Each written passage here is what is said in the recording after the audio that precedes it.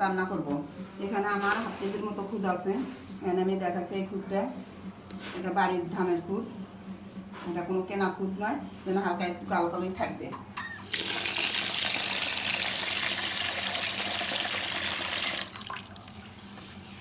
এটা আমি ভালো করে পানি দিয়ে কষলায় কষলায় ধুবো, তাহলে ময়লাটা বাইরে হয়ে যাবে।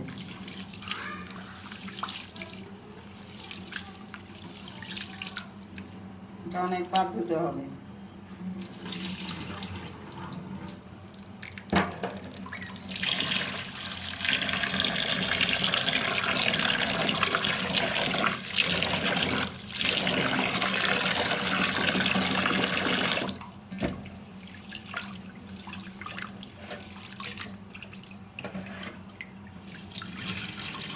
ময়লা পানিতে বের হয়ে যাচ্ছে।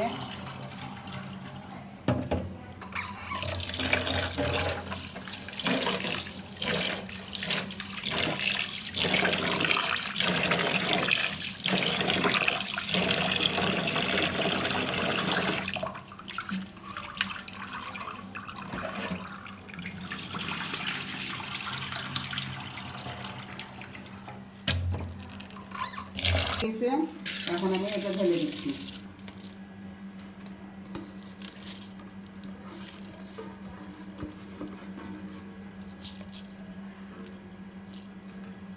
রসুন কেটে নিয়েছি, পেঁয়াজ রসুনটা একসাথে দিয়ে দিতেছি।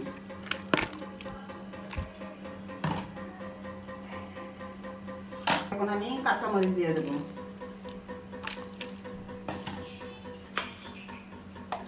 এখানে আমি 1 চামচ লবণ দিয়ে দিলাম।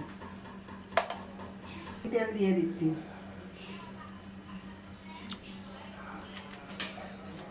এটা আমি হাত দিয়ে একটু মেখে দেবো।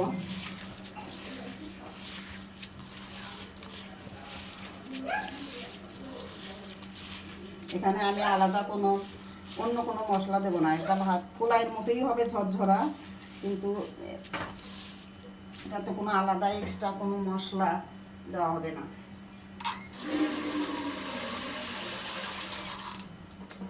এখানে অল্প পরিমাণ পানি দেওয়া হবে।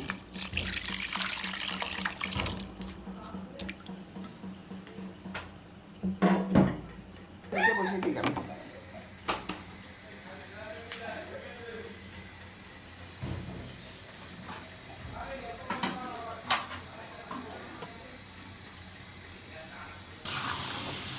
এখানে আস্তে আস্তে এটা ফুটে আসতেছে। এটা পোলাইয়ের মতো ঝরঝরা হবে, খাইতেও খুব টেস্ট। কিন্তু নরমটা ভালো লাগে না অত, কিন্তু শক্ত শক্ত একটু থাকবে, পোলাইয়ের মতো ঝরঝরা। এটা খুব টেস্ট খাইতে, এটা আমরা সবসময়ই করি। কিন্তু কেনা খুদ নয়, কেনা খুদতে চাউল ভাঙ্গা খুদ, ওটা অত রাইস মিলে ভাঙলে সেই চাউল ভাঙা খুদ এটা। কিন্তু এটা অরিজিনালি ধান থেকে যে সিদ্ধ করার পরে খুঁজতে হয়, সেটা এটা।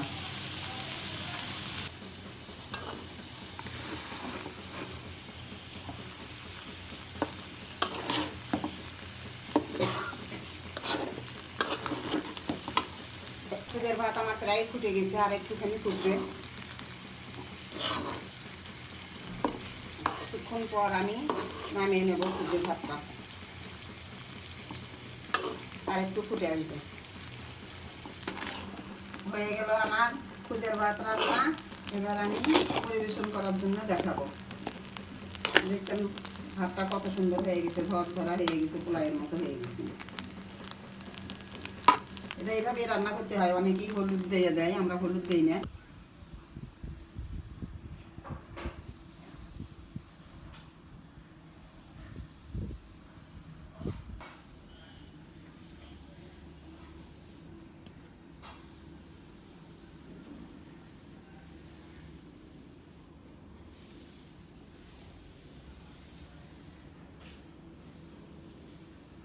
তৈরি হয়ে গেল আমার খুদের ভাত। এখানে আমি পরিবেশন করার জন্য যে প্লেটে রাখছি, এখানে দেখেন শুটকি ভর্তা, পেঁয়াজ, লেবু, একটা কাঁচামরিচ। এখন আমি এইভাবে খাবো। দেখুন কত সুন্দর হয়েছে।